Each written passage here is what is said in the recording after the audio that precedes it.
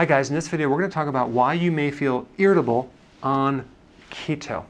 Okay, so there's two situations that occur.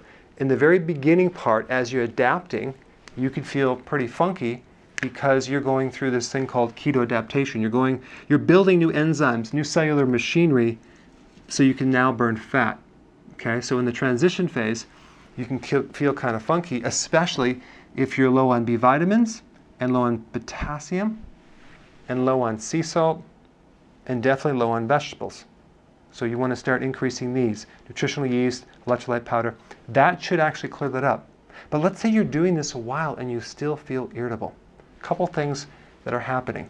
Either your blood sugars are low, in which case you want to make sure that you have enough fat with the meal and you have enough greens, salads, and you have a moderate amount of protein so your body can heal the insulin resistance and go from one meal to the next, because this could be coming from the higher levels of insulin. As you're doing this, you should improve insulin resistance. It should get better, but there's a couple reasons why it won't. You're doing this incorrectly. You're not having the right food. You're not doing intermittent fasting at the exact same time. You're doing multiple meals. Or you're doing intermittent fasting without keto. So intermittent fasting and keto have to be done together because both of those tools or actions lower insulin.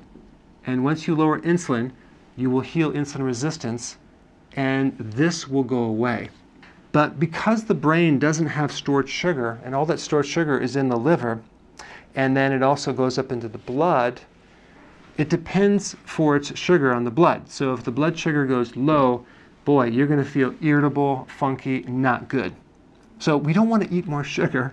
We want to get the fat to be converted to ketones.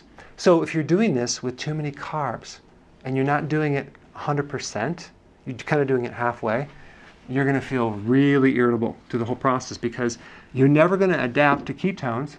You're going to try to do intermittent fasting without ever using ketones. So between the meals, you're going to just feel terrible. So realize to get into ketosis, you must drop your carbs below 20, 30, 40, 50 grams, preferably below 20, and that will really speed things up and make you feel a lot better. But it's not just about running your body on ketones, it's about getting healthy. So you really have to make sure you get enough nutrients and eat the high quality food. So the other point that's really important is to be very, very consistent. If you're doing keto and intermittent fasting every so often or not consistently, you'll never fully adapt into ketosis. It takes a period of time to get in here, but it's very easy to go back to running on sugars. Just by the way you do that is just start eating carbs. Boom, you're out of ketosis. So that's why people are feeling irritable. But if you do the combination, do it correctly, you should feel euphoric. You should feel really, really good. All right, thanks for watching. Hey, before you leave, I just wanted to give you a little quick history on some of the books that I wrote. This was one of the first books. It's called Dr. Berg Body Shapes. It was my attempt at writing about body types. What was very interesting about this book is I actually did all the images myself.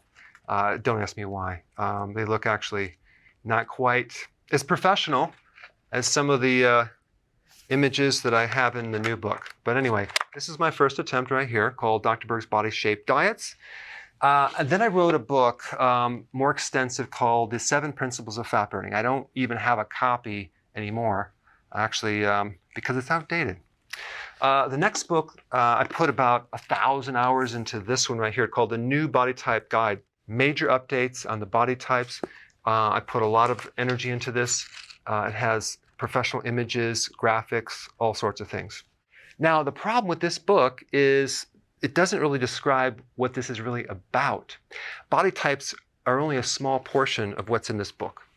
And that's why I changed the name to the Healthy Keto Plan, okay? If you happen to have this book, you don't really need this book because there's only very, very minor updates. But if you don't have this, you need to get this one right here. This book goes into every single detail that you would ever want to know about. It goes into the 7 principles of fat burning. It goes into hormones, the body types, the basic keto plan. It goes into intermittent fasting. I talk about the 10 fat-burning triggers and blockers and fat-burning strategies with a lot of details in every single chapter. I go into body issues that interfere with losing weight. There's very few people that just have a weight problem. They have a lot of body issues, whether it's sleeping problems, stress problems, inflammation, menopause. I cover that extensively in this book. Then I talk about how to get rid of stress, and I show you a technique. Then I get into exercising. And then I have a lot of really good recipes in this book as well. So this is a good reference guide. On my website, if you get this book, you get this one free. It's called Healthy Keto and Intermittent Fasting. This is the shortcut, quick guide to this book. And the reason I created this book is to have you, within 45 minutes, learn how to do keto, okay, in intermittent fasting, exactly what you need to do. Then you can fill in the blanks with this book right here. So right now I'm doing a special. If you get this book, you get this one totally free, or you can go to Amazon and get these individually. So I just want to clarify the difference between this book and this updated one right here. If you don't have this, you need to get this right here. That way you can get the exact correct information to do it healthily.